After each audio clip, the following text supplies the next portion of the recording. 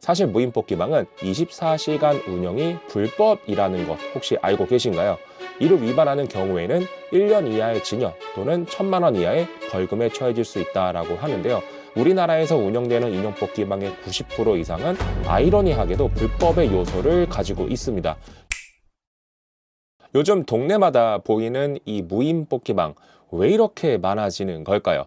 오늘 영상에서는 인형 뽑기방에 대한 모든 것을 정리하는 그런 시간을 가져보려고 합니다. 무인 뽑기방이 과연 공실상가의 해결책이 될 수 있을지 끝까지 함께 하시면 평소에 지나치던 인형 뽑기방이 완전히 다르게 보이실 겁니다. 자, 그럼 시작해 볼까요? 스트레스 받을 때 10,000원쯤 가볍게 쓰면서 재미 볼 수 있는 곳, 귀여운 인형을 가지고 싶은 욕구, 작은 돈으로 찰나의 재미를 보는 문화, 바로 인형 뽑기방 열풍의 원동력이라고 할 수 있습니다.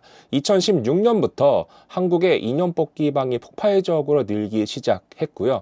번화가, 대학가마다 인형 뽑기 기계들이 들어섰고 너무 많은 인형 뽑기방이 생기면서 2018년도에는 사실상 대부분의 매장이 사라졌습니다. 그런데 여러분, 요즘 인형 뽑기방이 다시 유행하고 있다는 거죠. 제가 4개월 전에 인형 뽑기방 유행의 조짐이 보인다, 이런 영상을 올렸었는데요. 그때만 해도 사람들이 인형 뽑기방이 언제 유행이었냐, 무슨 소리 하는 건지 모르겠다 하는 사람들도 많았었는데 지금은 그 분위기가 많이 바뀐 것 같습니다. 번화가, 대학가뿐만이 아니라 우리가 일상적으로 소비하는 주거상권에서도 인형 뽑기방을 쉽게 찾을 수 있게 된 거죠. 무인 뽑기방을 들어가면은 직원이 없고 CCTV만 딱 있죠. 24시간 문이 열려 있고 대부분 셀프로 동전 교환기도 구비되어 있습니다. 그런데 이거는 2016년도에 볼 수 있었던 과거의 유형이고요. 현재는 많은 부분들이 달라지고 있습니다. 달라진 점은 이제는 카드 결제가 가능하다는 점입니다. 예전에는 현금 없으면 이용을 못했는데 요즘 누가 현금을 들고 다니나요? 카드로 결제가 가능해지면 고객이 금액에 대한 민감도가 내려가기 때문에 이용률이 좀 더 올라갈 수 있는 점은 장점입니다. 하지만 과거 무인 뽑기방의 수익성의 근본인 현금 매출의 메리트가 사라졌다는 그런 단점도 있죠. 여기서 2025년에는 여기서 복합형 매장이 늘어나는 추세라고 볼 수가 있습니다. 그냥 인형 뽑기만 있는 것이 아니라 사진을 찍을 수 있는 부스도 있고 오래된 게임기도 몇 대 갖다가 놓고 완전 놀이터처럼 꾸민 곳들이 생겨나고 있는 거죠.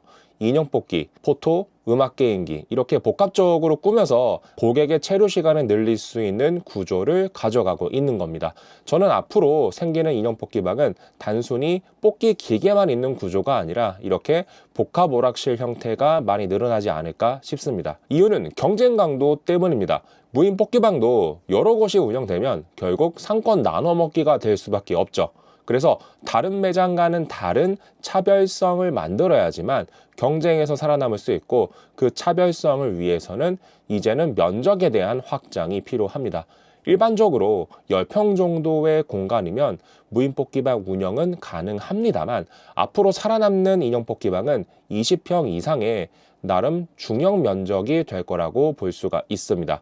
그곳에 인형 뽑기뿐만이 아니라 셀피 부스나 게임기와 같은 놀거리가 갖춰진 곳이 경쟁력을 갖추게 될 겁니다. 이 형태는 쇼핑몰이나 유흥가에서 볼 수 있는 60평 이상, 100평 수준의 대형 복합 게임장의 축소 버전이라고도 볼 수 있을 것 같아요. 이렇게 20평 정도의 공간을 확보할 수 있다면 동전을 넣고 레버 돌리면 캡슐 하나 뚝 떨어지는 그런 자판기들을 모아놓은 가차 기계를 놓을 수도 있겠죠.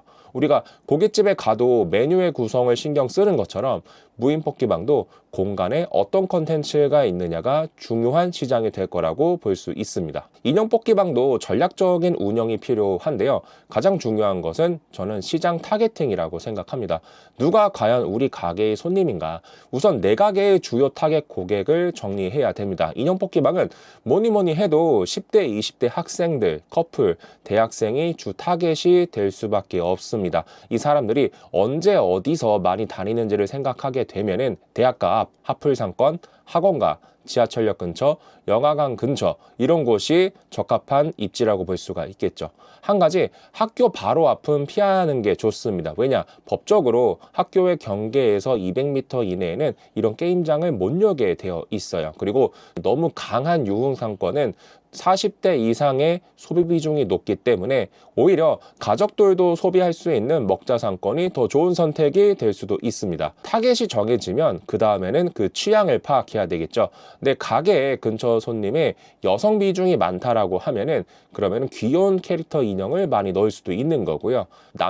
남학생들의 비중이 좀 더 높은 것 같다라고 했을 때는 피규어나 전자제품 경품을 좀 섞어보는 것도 좋을 수 있습니다. 그리고 가족 단위도 충분히 방문할 수 있는 위치라고 하면은 아이용 장난감이나 간식류를 넣어두는 것도 좋겠죠. 요즘 인기 있는 거를 파악하려면은 SNS를 많이 보셔야 됩니다. 어떤 인형에 열광하는지, 어떤 콜라보 굿즈가 유행인지 알면 성견지명 있게 상품을 들여놓을 수도 있겠죠. 실제 운영하시는 분의 이야기를 들으면은 인형을 매입해오는 곳에서 새로운 상품에 대한 추천을 해주기는 하나 대표 스스로가 어떤 상품이 내 매장에 어우를지 스스로 판단하는 것도 중요하다고 합니다. 인형 뽑기방은 사장 혼자 무인으로 여러 곳을 관리할 수 있는 장점이 있습니다. 하루 종일 지키고 있을 필요 없이 CCTV로 실시간 확인을 하고 문제가 있을 때만 매장에 달려가는 식이죠. 실제 사업자분들의 이야기를 들어보면은 10평 남짓한 가게 하나 차려놓고 하루에 2-번 정도 현금 회수하고 인형 채워놓고 청소를 하면 된다고 합니다. 굉장히 간편한 운영이지만 사실 방심은 금물이죠. 최근 인형 뽑기방이 많이 생기게 되면서 다시 언급되는 문제가 있는데요. 사실 무인 뽑기방은 24시간 운영이 불법이라는 것 혹시 알고 계신가요? 인형 뽑기방의 운영 시간에 관련된 규제는 게임산업진흥에 관한 법률에 의해 관리되는데요. 주요 규제 사항은 다음과 같습니다. 일반 영업시간은 오전 9시부터 자정까지로 제한이 되죠. 그래서 24시간 운영이 사실은 불법입니다. 여기에는 예외 사항이 있는데요. 게임기의 설치 면적이 전체의 20%를 초과하지 않는 경우에는 영업시간에 대한 제한을 받지 않을 수 있다고 합니다. 그런데 이렇게 운영하는 게 현실적으로는 불가능하겠죠. 그리고 청소년 이용 시간도 제한이 있습니다. 우리가 PC방에도 10시 이후에 청소년이 들어가지 못하는 것처럼 무인 뽑기방도 똑같이 저녁 10시 이후에는 청소년의 출입이 금지가 됩니다. 이를 위반하는 경우에는 1년 이하의 징역 또는 1,000만 원 이하의 벌금에 처해질 수 있다고 하는데요. 하지만 무인으로 운영되는 상황에서는 청소년의 출입 통제가 불가능하고 대부분 24시간 운영을 하고 있기 때문에 우리나라에서 운영되는 인형 뽑기방의 90% 이상은 아이러니하게도 불법의 요소를 가지고 있습니다. 경품 가격에 대한 상한선도 법규로 제정이 되어 있어요. 그래서 경품의 금액이 5,000원을 넘어서는 안 된다라는 부분도 있습니다. 실제 2016년, 17년도에 인형 뽑기방에 대한 대대적인 단속이 이뤄진 적이 많았는데요. 이때 대부분의 적발 사유가 지금 말씀드린 청소년의 야간 이용, 경품 기준 위반, 자정을 넘긴 운영이었습니다. 이런 단속은 2025년, 26년에도 충분히 이루어질 수 있다는 점을 인지한 상태에서 무인 뽑기방 운영을 하셔야 된다 생각합니다. 제가 이전 영상에서 인형 뽑기방 운영에 대한 이해도가 적다라고 하면은 함부로 시작하지 말라라고 했던 이유 중 하나가 바로 이겁니다. 요즘 경기 불황이다 뭐다 해서 다들 지갑 열기가 조심스러워 하지만은 불황이 오면 인기가 많아지는 것이 이런 무인 뽑기방이죠. 하지만 진입장벽이 없기 때문에 상권 나눠먹기가 될 수 있다는 것이 가장 큰 장애 요인입니다. 결국 입지와 면적 확보가 중요합니다. 무인으로 운영할 수 있으니 공실로 놔두는 것보다 좋겠지. 막연하게 이렇게 생각하지 마시고요. 내 상가가 무인 뽑기방 운영에 적합성이 있는지 없는지를 상권 분석을 통해서 판단하는 것이 가장 좋습니다. 제대로 된 분석 없이 무인 뽑기방을 무작정 시작하지는 않으셨으면 좋겠습니다. 앞으로 무인 뽑기방 창업을 꿈꾸는 분들께 오늘 정보가 도움이 되었길 바라고요. 절대로 무인으로 편하게 돈 벌 수 있다는 착각으로 무지성 창업은 하지 않으셨으면 좋겠습니다. 오늘 영상도 끝까지 시청해 주셔서 감사하고요. 도움이 되셨다면 좋아요와 구독 꼭 부탁드립니다. 알람 설정 해두시면 앞으로 창업 트렌드, 상권 분석 이야기를 바로바로 보실 수 있어요. 다음에도 유익하고 재미난 콘텐츠로 돌아오겠습니다. 감사합니다.